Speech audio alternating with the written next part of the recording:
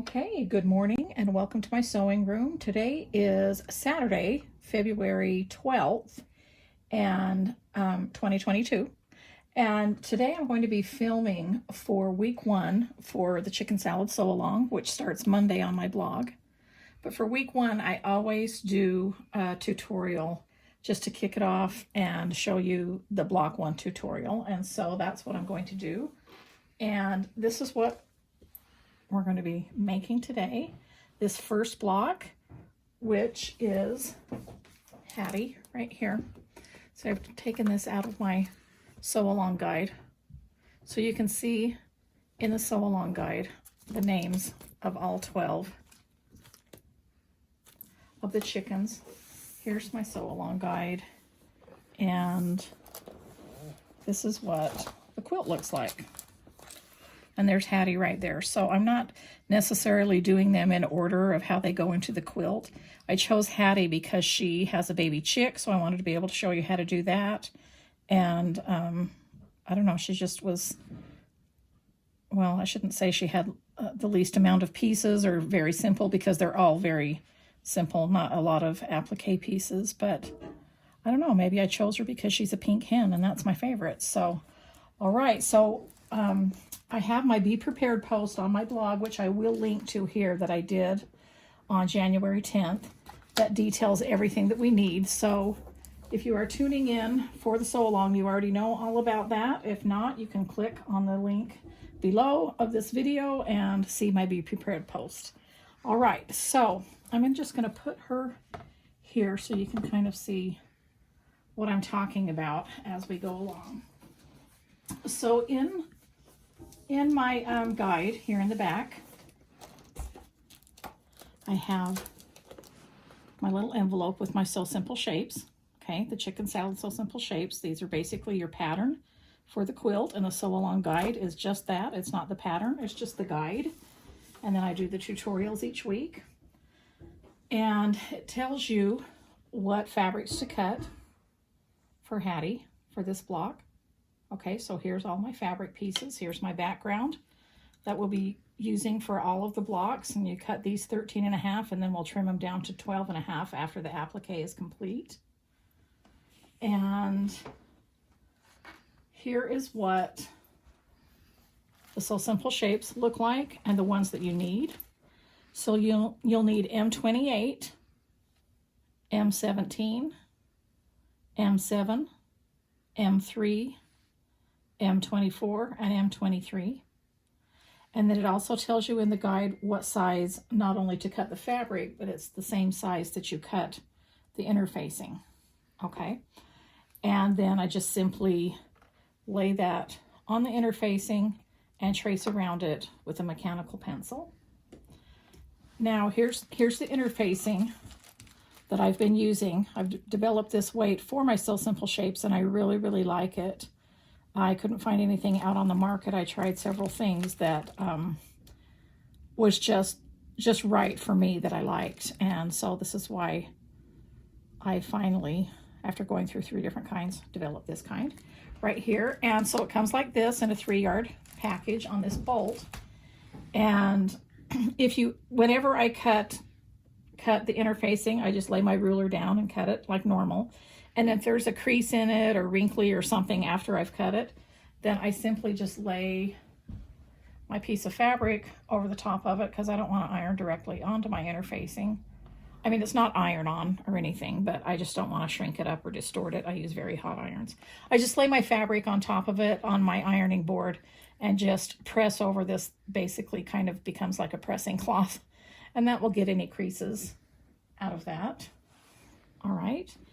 And let's see, I think that's all I have to say about that. I do not use iron-on because I like to be able to shape my shapes. I don't want to have just one opportunity and I don't get it right and then I can't shape it. And you'll see as I go along what I mean by that. All right, so the first thing we're going to do is you just take the fabric right side up. You'd put your shape right side up that you've traced, because you want to see that line, and we're simply just going to sew right on this line. Now I'm using my vintage featherweight today, Miss Dolly. She's my yellow one. And I've got my Seam So Easy guide on here just because I always keep it on my machine. But you do not need this for the shapes. You just need this for piecing when you're doing the outer borders on later. But I always just have it on my machine. So I don't want you to think that you have to have this to sew, because we're simply just going to sew right on the lines. And so what I do is I go ahead and I start from the edge and I go in to right on that line. And I always use a foot, like an open toe, that I can see the needle going right down in there. Okay. And then on my stitch length, I like to use a little bit smaller of one than normally for stitching, but not super tiny. And the reason I like to do smaller is because, you know, you have these little shapes, and I don't want to use like a long stitch here on the point, because when I'm shaping it, it's easier to, you know, poke a little hole through because your stitch length is long. So I do use a little bit smaller stitch length maybe, and that's not really necessary, but okay. So then I go around and I'm sewing directly on the line here.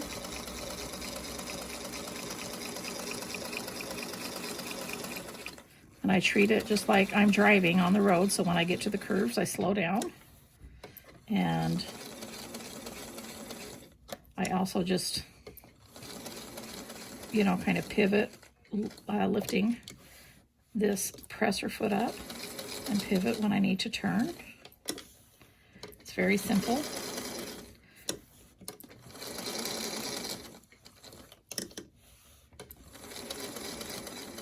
All right, so I'm just going to go ahead and sew all of my shapes.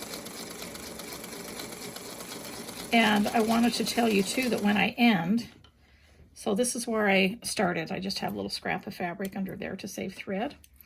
But this is where I started. So when I come all the way around, I'm going to over sew by 1/2 inch or 1 inch, and that will set my stitches. And you can kind of see, I don't know, Cass, if they can see how long my stitches are or not. So, you know, they're not super tiny, but they're not real long either. Okay, so I'm going to go ahead and take all of these and match them up to the pieces like this, and just keep them right side up and go ahead and sew, going slow around the curves and pivoting where I need to, and then over sewing when I start and stop. And then I'll be right back and show you what I do next.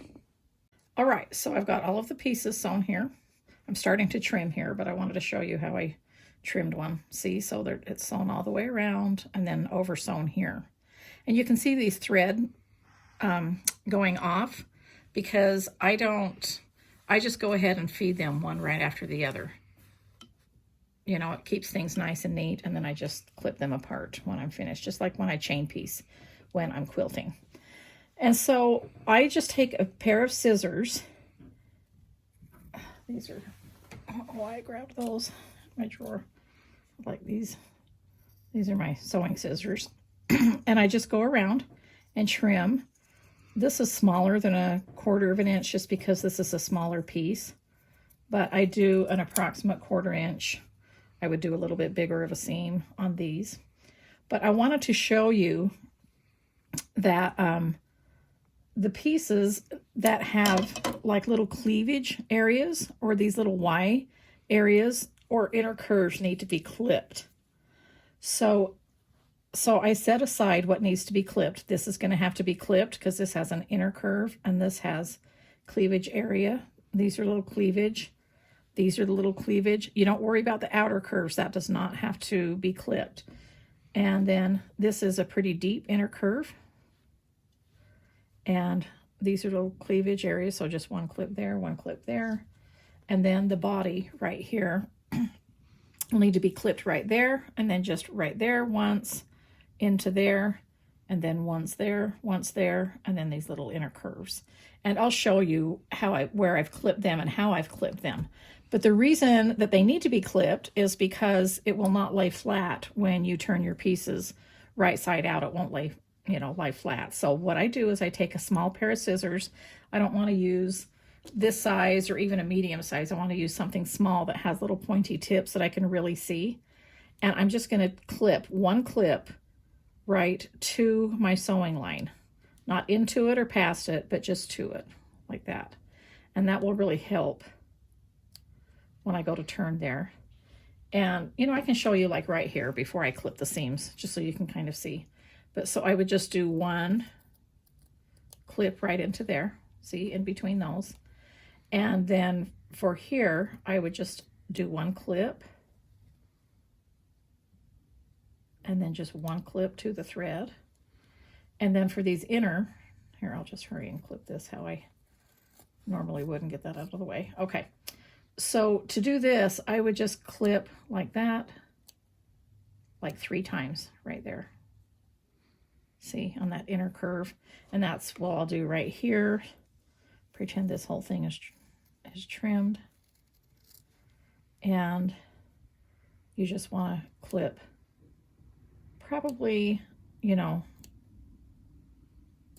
I don't know, not 1/8 of an inch apart, but not quite far apart as 1/4 inch. So just kind of like that in that curve. And so when you put, here's kind of your test if you think, if I clipped enough. If you go like this and these stand straight up, you can kind of tell that there's enough clipping that they're gonna be nice. And so I've already clipped those. I'll need to clip those after trimming, and then clip those, and then just clip this inner curve. And so I'm going to do that. I'll be right back, and then I'll show you how I turn them right side out after trimming and clipping. All right, so I've got them all trimmed here. I just want to show again each area where I clipped. So just one clip here, here, and a few little clips there in those inner curves. And then one here, here, here, and then just a few up there in that one for that piece. And then for this wing, this is a very slight inner curve, so I didn't have to do them too close together, and I just did a few like that. And then one clip, and one clip. One clip, one clip, one clip. One. And then these tiny little baby chick wings just needs one clip here, one clip there. And then on the baby chick body, just right there. Okay. So when I turn, I do one of 2 ways. I can either take my seam ripper like this and start by doing a little X, and I kind of just make sure I feel with my finger that that is not into the fabric, and I'll just kind of rip that like that. And then I'll take my scissors and just cut a little X. Sometimes if it's shaped like that, I might, you know, go up just a little bit, but that's plenty to turn that.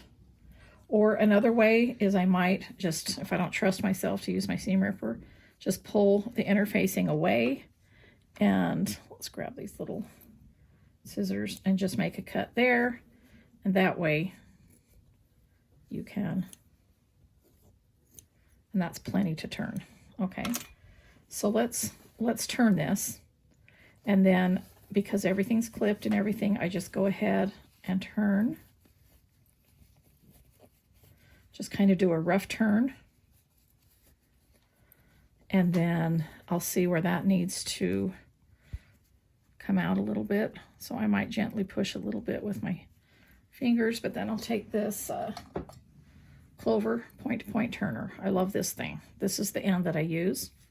And I keep the interfacing towards me, and this is how I hold it, and I just go around, and I'm just pushing on the fabric, not the interfacing, but just the fabric, and I'm gently pushing because I don't want to poke holes, and at the same time I'm pushing out.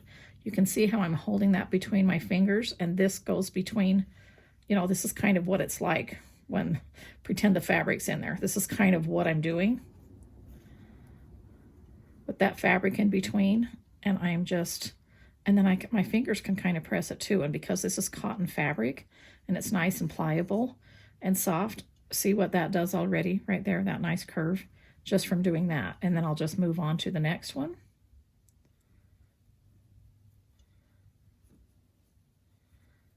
And of course every shape is different. Some might have deeper little scallops like this on these little wings. And I'll just and I'm just pushing out very gently. And by doing this, by pushing out, I'm also pushing out the fabric to make sure that it's past this interfacing, just by a little bit. And then I'll just kind of finger press that. So there's those two right there. And then I'll go on to this one. Now, if you ever get to the point where you poke through it and there's a little bit of fraying, you can take your glue and kind of glue those frayed pieces to the wrong side. Or if you feel like you really messed it up, simply turn it right side out again and go over it a few times with that sewing machine. Or, you know, you don't have to always cut a new piece. I always, you know, there's several ways that you can fix it. And if there's a little bit of fraying past there, if you did poke a hole, remember that during the applique process, whether you're doing it by machine or hand, you can always take tailor's awl or your seam ripper or your little scissors and just tuck those threads under as you're appliquing around, whether it's by machine or by hand. Okay, so back to here. Now you can see I've got this little last one right here.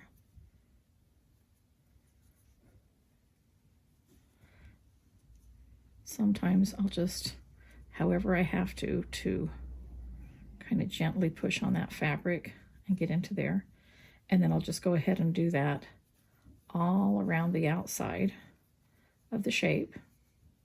And this is why I love this thing. It's like a tiny little finger. It's not too pointy.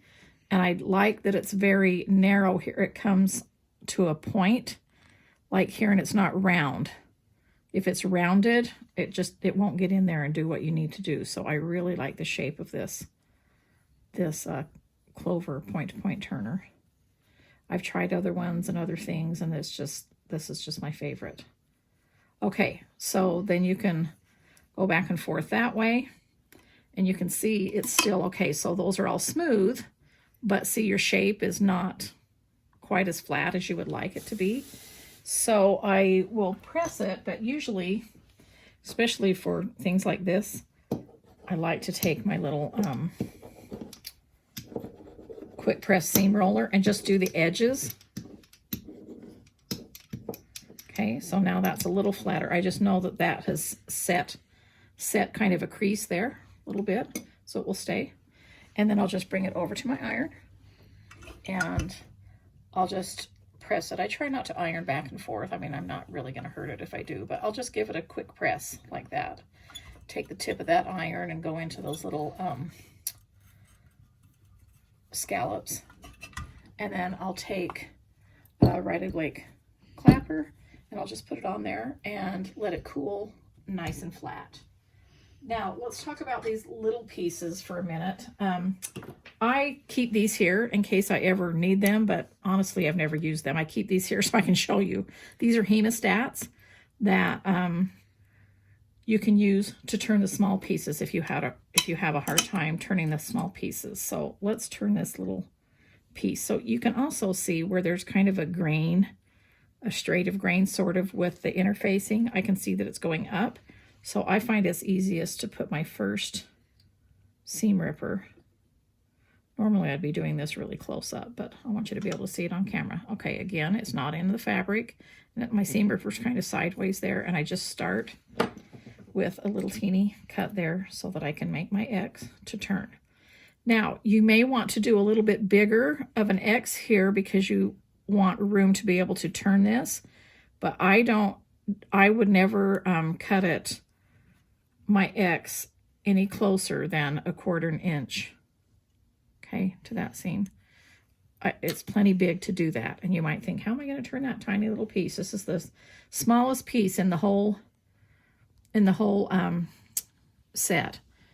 It's really not that hard to turn. I just take 1/2, okay, and I push it out, and then I just take the other half and push it out. And I don't have to shape it, you know, at this point with just my fingers. This is what this is for. So that's what it looks like turned. But you could use those hemostats if you wanted to pull on that and, you know, pull it through. And so I just do the same thing with that. And see, this is easy to shape because they're just tiny little scallops. And this is where it helps when I was talking about having a smaller stitch on your sewing machine. I'm just kind of doing this quickly so that you can see these cute little wings. And, you know, they just have to have a little teeny bit of a scallop there. And then that's what that looks like. Just roll on top to set it. See, looks just like that. So cute. And bring it over here. See how this one's ready to go. Let me set that there. Okay. And that's what that looks like. I like that to be all smooth. And that's what that wing piece looks like, and it's ready to go.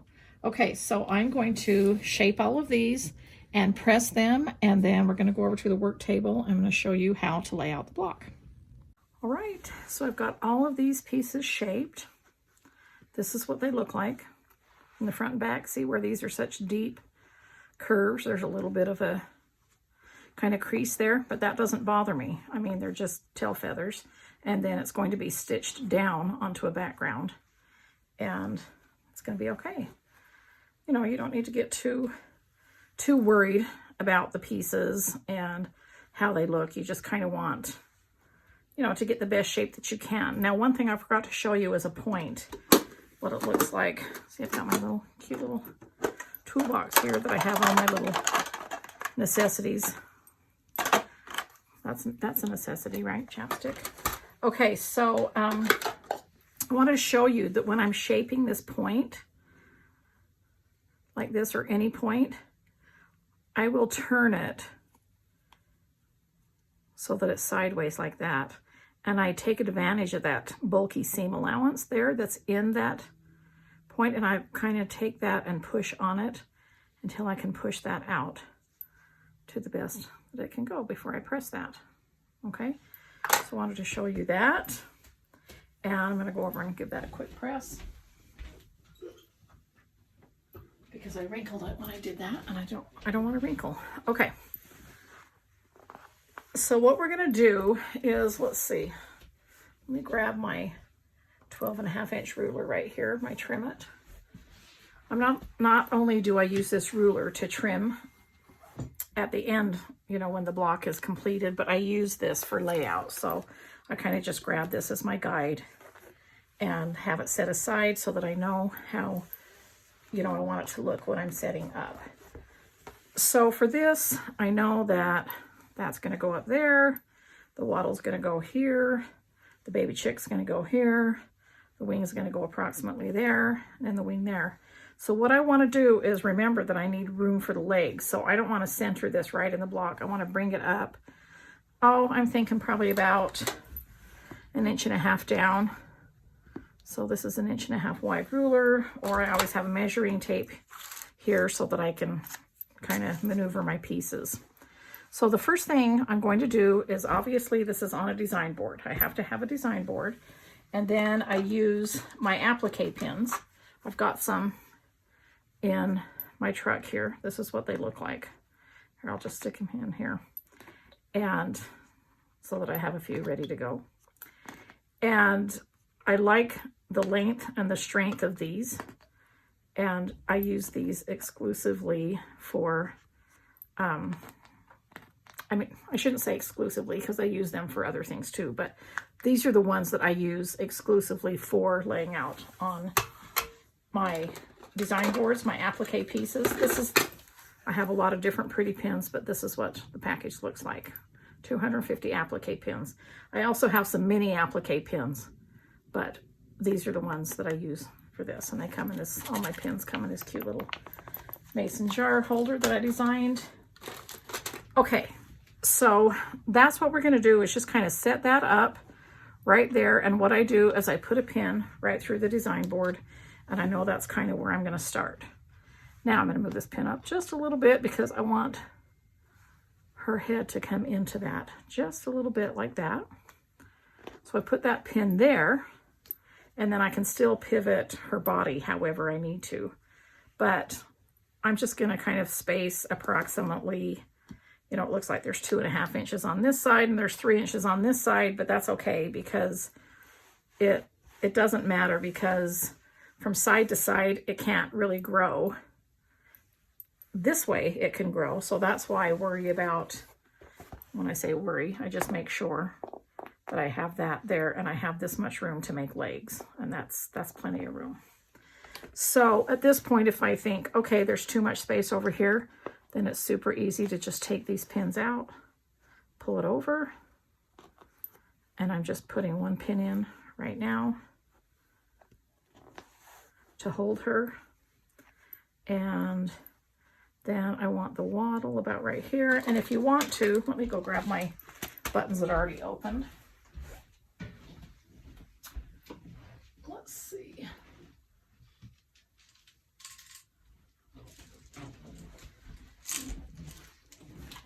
This is just one of the jars. Let's see what I can find as far as a cute little button. I'm not worried about the color right now. I just want to show you what I'm doing with placement.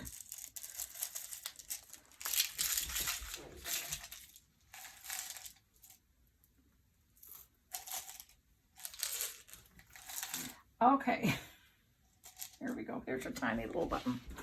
So sometimes I'll go ahead and put a button right here just so I can kind of see where I want to place this. But it's about, I don't know, 1/2 inch, 3/4 of an inch in between here. Okay, and then it will go on this first crease right here, on this edge. And I'm just putting a pin in the center right now. And I know that I'm going to put a beak under there as well.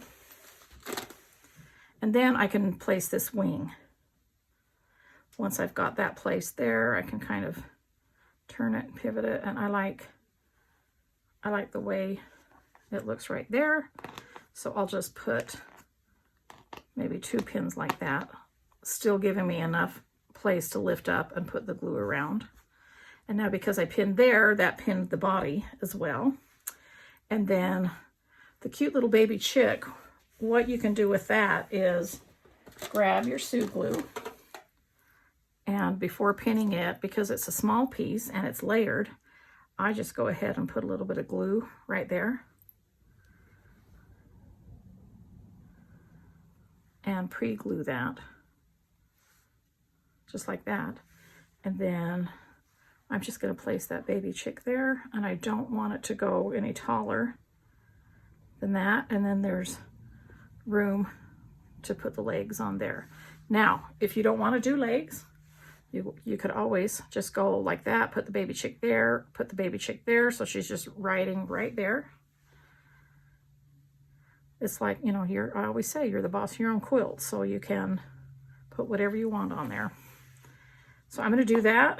Put a couple of pins so it doesn't pivot, and that's all I have to worry about. And now at this point is where I just put a few dots around the edges of this glue, and that's why I pin on the inside.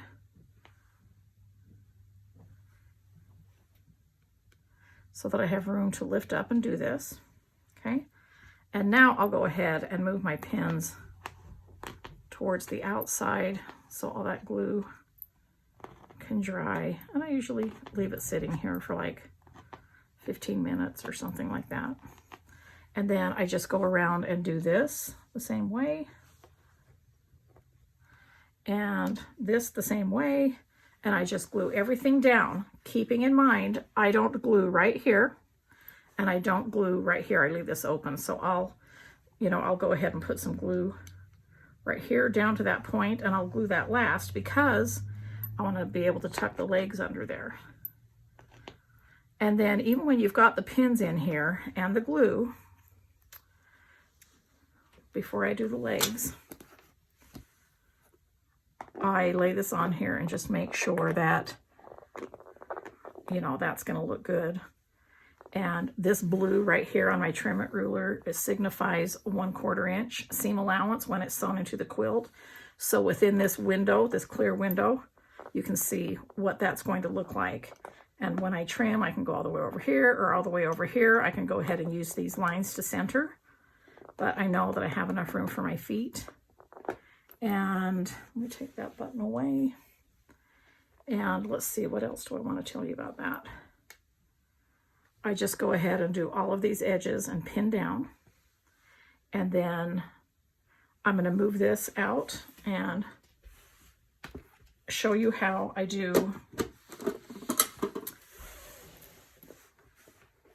prepare the bias tape. Okay, so out of this fat quarter that's in the kit, I've just started cutting a bunch of strips, but I didn't prepare them all yet because I wanted to show you. So I just take these strips that are cut 5/8 of an inch wide and the width of the fat quarter.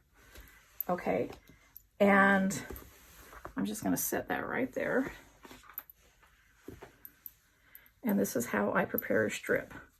So I have, you can see in here, I just keep all my bias tape makers in this jar, but this is the 1/4 inch one that we're going to need for this.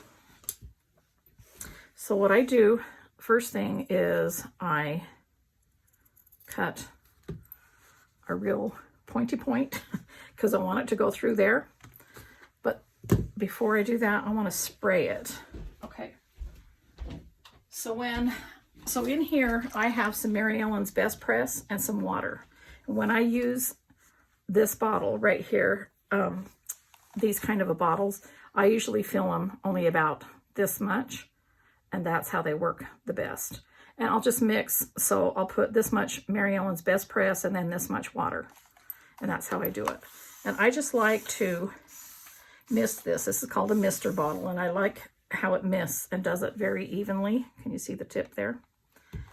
And then I'll go ahead and bring my iron in. And the first thing I'll do, untangle my cord. Okay, so I just do the tip of that right there. So that's dry. And because I used the little bit of starch, and this is how I prepare all my fabric, by the way, when I'm cutting. I do starch, but I don't starch real heavy. And when I do starch, it's just like this. And I just put that on my fabric, and then I go ahead and iron it, and then I cut it. And it gives a little bit of stability, but I don't like my fabric real thick. So I like it pliable and to be able to work with it. All right, so that's a little bit stiffer there because I ironed it dry. And I go ahead, and because I did that in a point, I put it through that way. And if it doesn't go all the way through, I just take something like a pen or scissors. And okay, so that's how it's going to go. And just tell me if I go out of screen, Cassidy. Mm-hmm. My daughter Cassidy's here filming me today, as per usual. Okay, so, so on the instructions, it tells you to hold this handle and have the colored part up, but I like it this way. I like to be able to see my flat part at the top and see how it's coming out. So I just start right here and I hold on, and see what I mean by the crease right there. You might have a little bit of crease, but that's why I like to control this, and I can press down on the top of that crease instead of underneath, and I know that it's going to look good. Okay, tell me when I'm going out of. But anyway, so I just follow along with it that way, and because I misted it with a little bit of starch and a little bit of water, it's still going to be pliable. I'm going to move it up. Still going to be pliable, but it's going to give it, you know, just a little bit of body. So it's, I guess the answer to that question is yes, I do starch, but I lightly starch. And then I just go ahead and go all the way to the end. I'll bring it in. Normally I don't do that. I'm bringing it in so that it's within camera range. And I'm just keeping this with this other hand even on both sides. And I'm not touching the iron to this because it's metal. And if I touch it, obviously it's going to heat up and burn me. So I just keep it far away. Okay, and so then I pop it out there.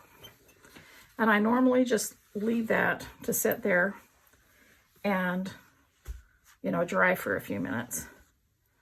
And if I feel like it's, you know, I can pull on it, I'm tugging on this end just to kind of straighten it out and give it one more press right there. And then I'll just, you know, do several of these, and so I'll probably do that this weekend. But see my little spools. I have big spools and small spools of vintage trim. This is the small spool and the small vintage trim. And this is the large spool, large. When I'm out of this, I might just unwind some of this. But what I like to do is prepare all of this and then just wind it around my spools and put a little pin in the end to keep it on there. And then I have it for the whole rest of the sew along. Okay. All right. And so let me, because I have that one prepared, let me bring this back in.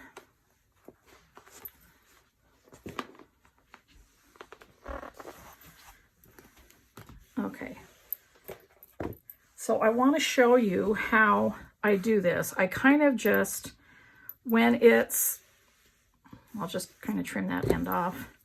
I don't know, or I could have just used it to tuck under. But for the baby's beak, I might just cut off like 1.5 inches and to go ahead and press it in half. Hang on, I know the iron's out of view, but I'm just pressing it in half like this. Okay, so it gives it a nice little crease. And then this is the way I'm going to do. And I'll just put a little glue there and stick that under there. Okay, and it's as simple as that. Put a pin there and let it dry. Then I think that's going to be long enough too for Hattie and her beak, but I'll need 2 pieces. So I'm just going to go ahead and cut 2 pieces off of that, press them in half. And when I'm pressing them in half, of course, the crease is on the inside of the fold, like this. And the outside is what I want to show. And then I'm just going to go ahead and put a little dab of glue there. I think I left that glue on its side. And put that under there.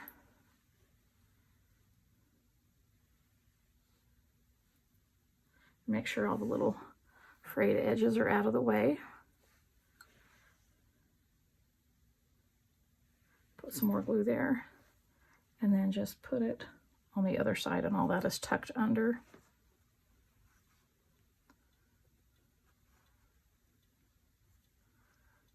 Okay, and then I'll just go ahead, put a pin there.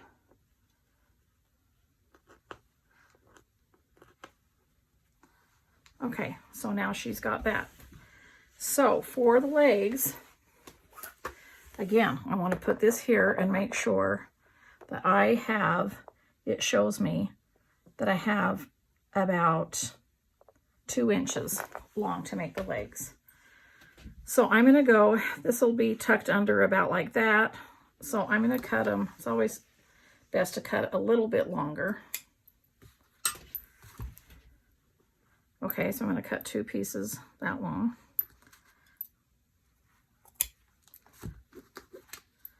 Which are about 3 1/4, 3 1/2. And then I'm just going to press these ends under.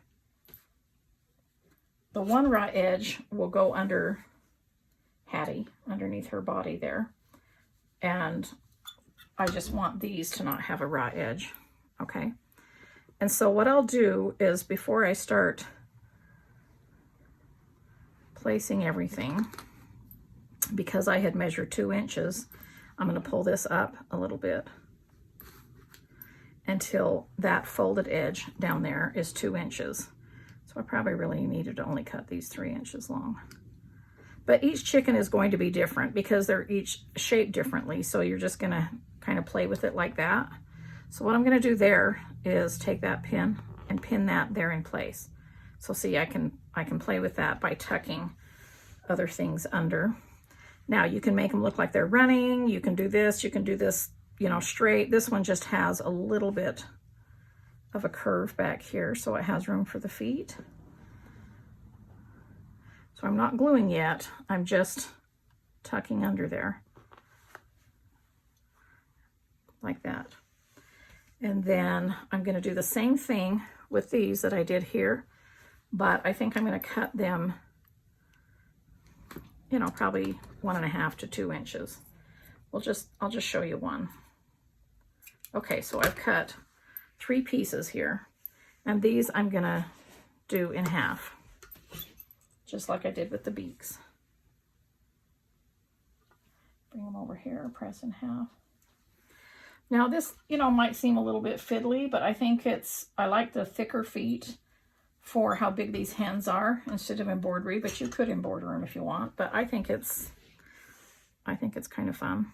So all you have to do is you're gonna tuck one under there, kind of you just want to cover the raw edges with this right here. So I'm gonna put that there. Always have my pins handy. Put one in there. This is the front of the feet.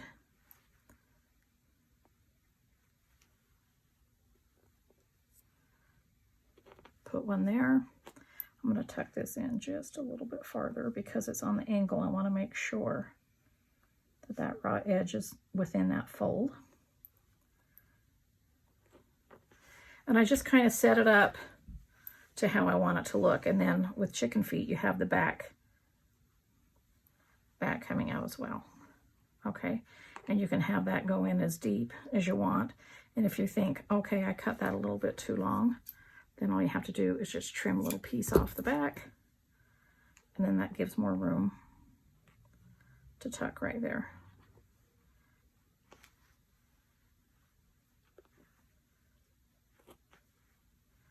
Okay,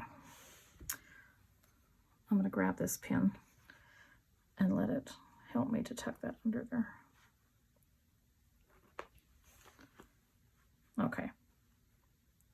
And you just tuck them until you're like, okay, yeah, I like the way that foot looks. And remember, they're not supposed to be perfect. They're just chicken feet.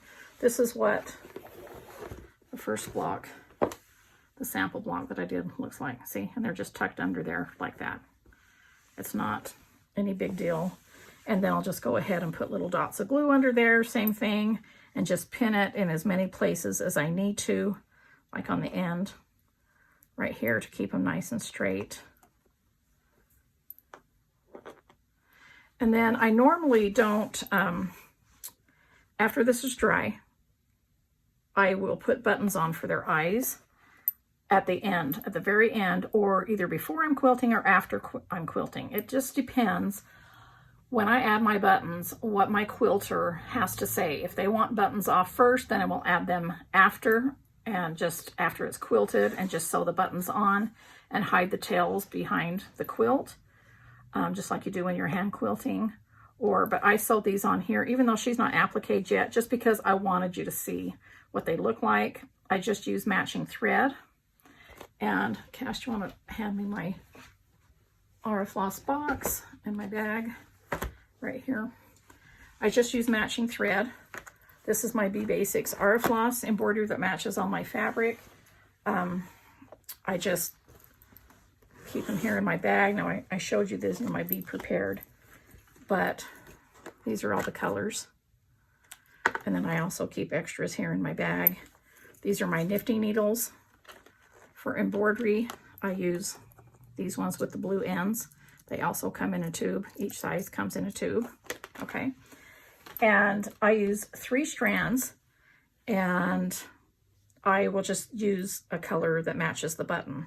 So I used red out of that set, and then I used the aqua out of that set to sew on those buttons. Now for the legs, I'll just do a back stitch right here. And I have a full-on every step tutorial on embroidery on Fat Quarter Shop's channel that I did a long time ago for my Great Granny Squared book. So I'm going to leave a link to that in this video in case you don't know how to do the back stitch. But I would just use probably this dark gold. I usually try to do the legs the same color as the beak, this dark gold. Or if you don't have this set, and if you do any of my cross stitches, I have, you know, colors that match my fabrics in DMC. This one right here, this dark gold would be nice for the chicken legs. And that's 729 DMC, okay?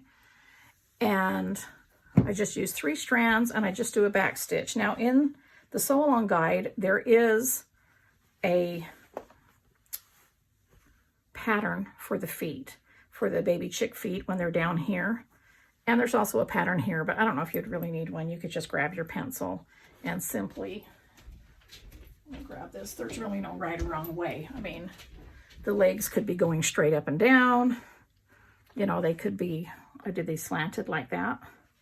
And so you simply would just draw a line right there and right there, just to give you a guide.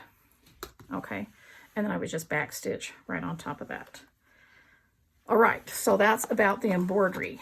So after this is that I do the embroidery at the same time I'm applique. I just want to let you know how I get the embroidery on there. When you are tracing the pattern for the chicken feet, for the embroidery, you want to use a light box and just use the patterns that are in the sew along guide, okay? And after this is dry, I'll go ahead and take out all the pins, and it will look just like this, minus the buttons. And then I'll go ahead and applique.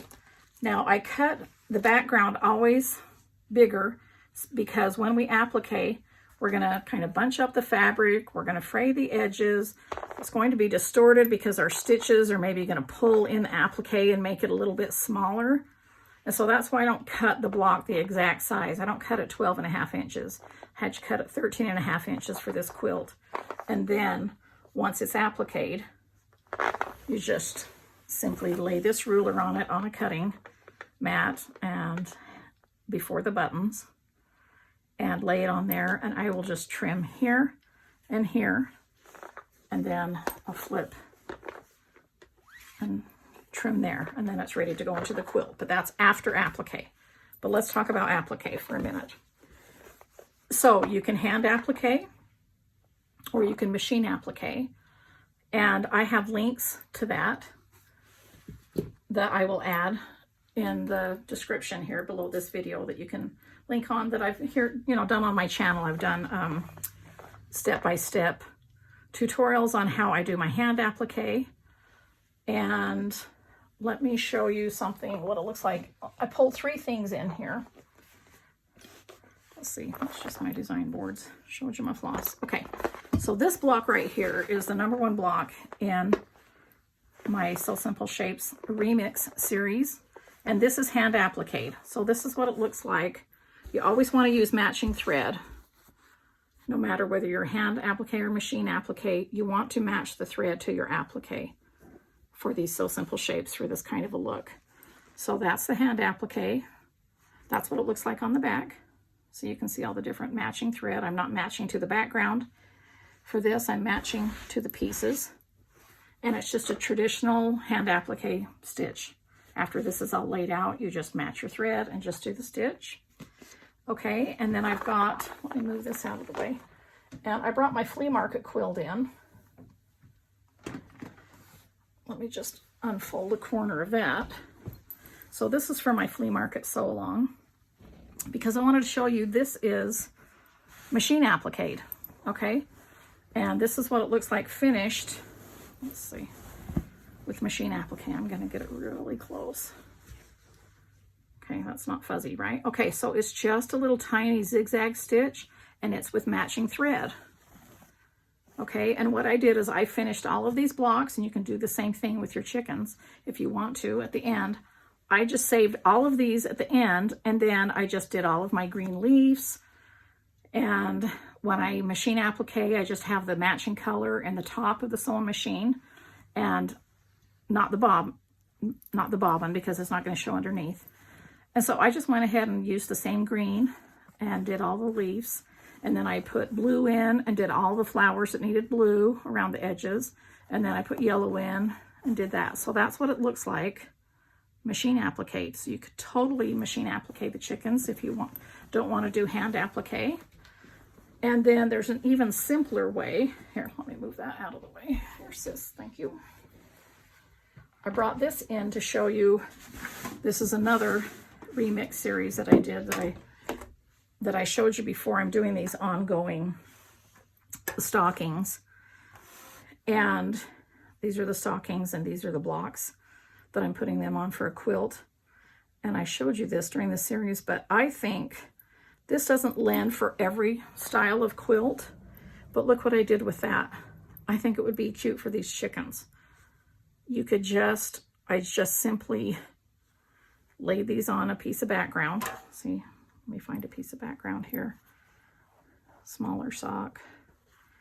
Where's all my short socks?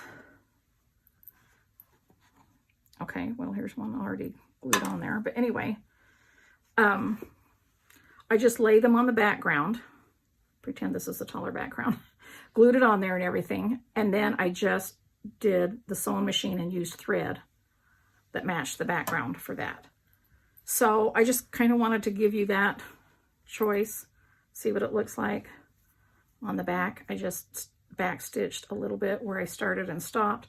Kind of, I did it right here on the seams, which is kind of an inconspicuous place. All right, so that's the applique. Now, that's a third choice. And again, you're the boss of your own quilt. You can decide how you want to applique it. These are the fabrics after it's trimmed up.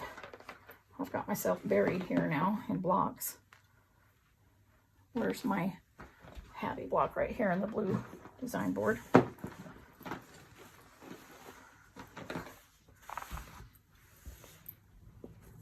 Let me take her off the design board.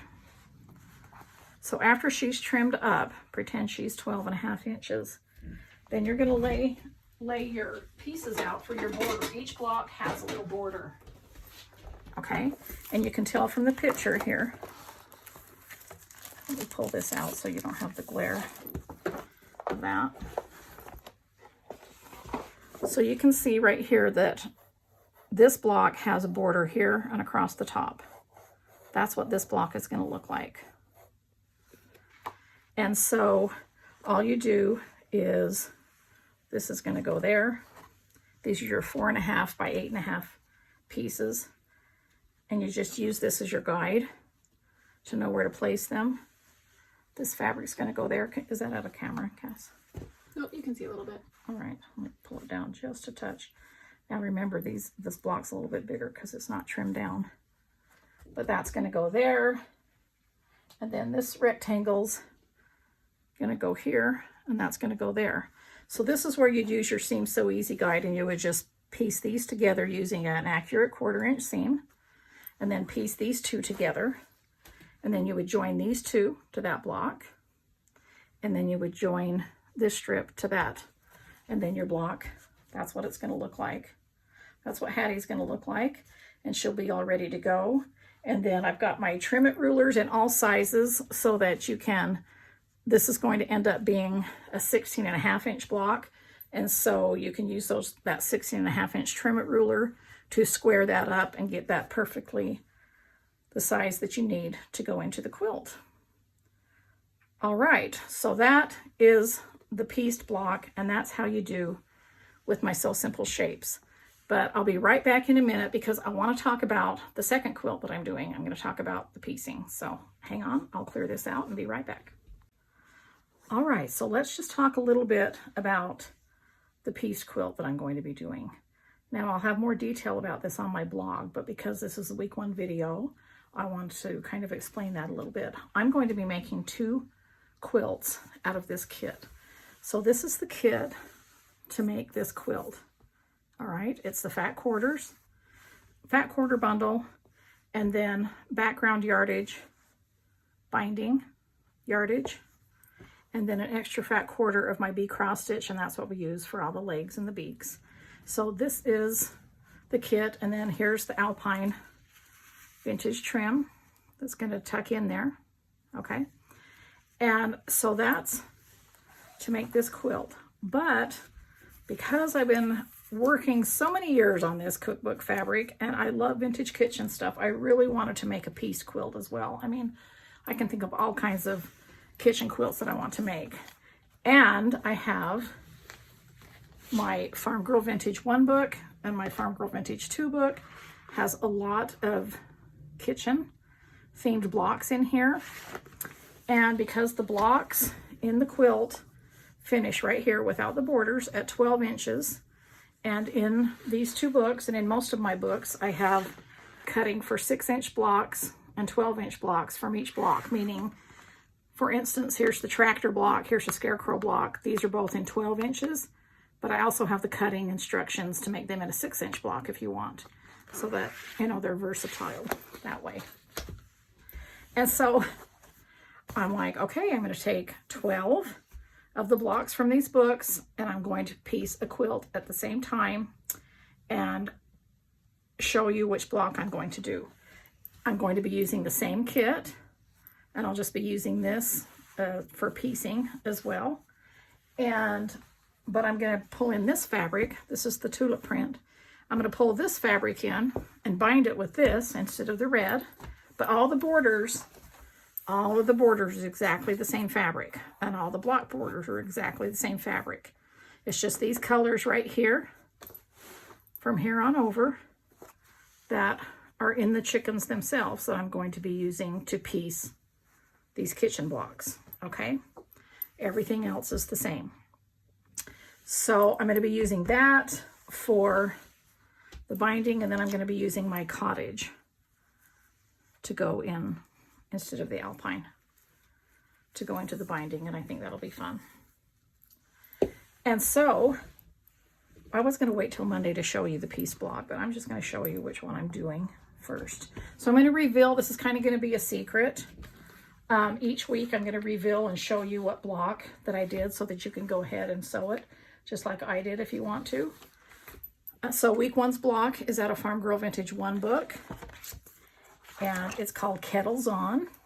And so you just go in here, and it's on page 39. Okay, the Kettles On block. And let me turn there real quick and just show you something.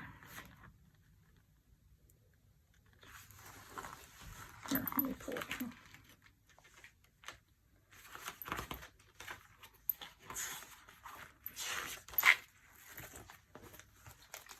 Okay, so this is that page. I'm going to grab you my new sticky notes that, of course, I developed with Fat Quarter Shop and Post-it notes, but I developed them to be a certain width.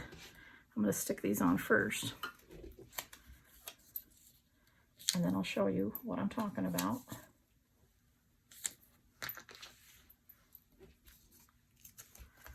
So I'm still going to cover this up because I really don't want you to see the cutting. But see how there's 6 and 12-inch blocks? I take the sticky note because I'm going to be cutting this and doing it the 12-inch size. So I take my sticky notes and put over that so I just know that I don't make a mistake. And then if I happen to be doing the 6-inch blocks, then I'll just move them over to the 12, and that's why I can see that way. Hope that made sense to you. But anyway, so that's the block. And of course, I've already got it sewn. These are the prints that I'm using for that. And I'll have a picture on my blog and show you the prints close up so you know. And so even though we're using the same background, of course, we're not going to cut those 13.5 inches square like we do for the applique. We're just going to use this background to cut the background pieces according, you know, to the pattern. So I just wanted to let you know about those sticky notes and how you can use those in the book. It's another reason they're very handy. All right, so I hope you love that block. I do. But, so this is what I'm going to be doing. I'm going to be doing the Chicken Salad Applique Quilt, and I'm going to be doing a cookbook kitchen quilt. But I do want to show you that I have some more options in my book. So if you wanted to literally just do, you're not doing the applique quilt and you want to do a chicken quilt, you can. Here's your options. All you need to do is take chicken blocks from my books and put them in here that are pieced, the 12-inch ones. So there's Mama Hen is in Farm Girl Vintage 1. And so I went ahead and made a Mama Hen block, 12-inch. And she can just pop right in there where Hattie is if you want her to. Notice I did the same colors as Hattie. You don't have to. You have all of these prints to work with. You can pick whatever you want. But you could make several Mama Hen blocks if you wanted to. All Mama Hens. Okay, there's a choice that way. You know what? I think I'll leave her on the board. Cass handed me that other board. And then in Farm Girl Vintage 2 book, in this book, I've got my Rise and Shine Rooster right here. And that's what he looks like. So you could do one rooster if you wanted to and a whole bunch of hens. You could do half and half. You could do 6 hens. You could do 6 roosters. But I also, in Farm Girl Vintage 1, have my baby chick block. So I went ahead and sewed a couple of baby chick blocks in the 6-inch size, so it would kind of scale right. So you've got your rooster, your hen, and I've got a couple of baby chick blocks. Now I haven't even drawn the pattern on yet for, but that's in the book, the pattern for to embroider the legs. Haven't done that yet. But look how cute that would be. So if you made 4 of these 6-inch blocks, that would be, and sewed them together, that would be a 12-inch block that you could pop in here.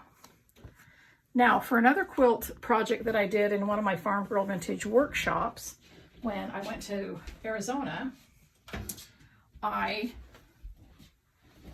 designed a block for that, and it's a free PDF. Okay, and it's a Farm Fresh Eggs block, and I will link to that. It's on Farm Girl website. It's on Fat Quarter Shop's website, who are, of course, my book publishers. And I went ahead and sewed 2 of those up so you could do eggs as well. So these are for 6-inch eggs. You could put the eggs, can you see the whole block there? You can put the eggs going that way. You could put one of them going that way, going there. I just think that's really cute. So then you could mix up doing some eggs and some baby chicks. And because there's 12 blocks, you could do 4 roosters, 4 mama hens, and then you could do all the rest, baby chicks, or, you know, whatever you wanted to do. I just wanted to give you that freedom that you can piece some chickens. Of course, they don't look exactly like this, but you just use the fabrics right here from the kit to piece these. Let's see, I think I took the coloring from him. Let me see. Which one did I do? Yeah, Cornelius. See Cornelius right here? I kind of did it in the same way I did Cornelius, except I used the red tulip instead of the red checked right here. But see, all of it's the same fabric. It's just pieced. So you could use these as your guide, these colors, if you wanted to. That'd be really fun. So there's your option there. I will show these pictures on my blog on Monday too, so that you have that picture. And then next week, so all of the sew-alongs now, I mean, all of the tutorials from now on will go on my blog every Monday. So just go to my blog, Be in My Bonnet, link will be below, and we'll just work on each block each week. And I'll also be sharing a recipe each week. And next week, this will be doing Percy. This is Percy. So on Monday, it's going to all about be week 1, what I just talked about in this video. And then I just wanted to give you a preview of week 2 because I already had him done, because I started doing some blocks because I couldn't wait. And okay, if you have any questions, just put them in the comments and I will gladly answer them. And I will leave all the links that I need to so that you know where to go on Monday for the sew along. And I hope you're as excited as I am to make all these chickens and all the kitchen stuff. And I hope you join me there on Monday on my blog, and I'll chat with you later.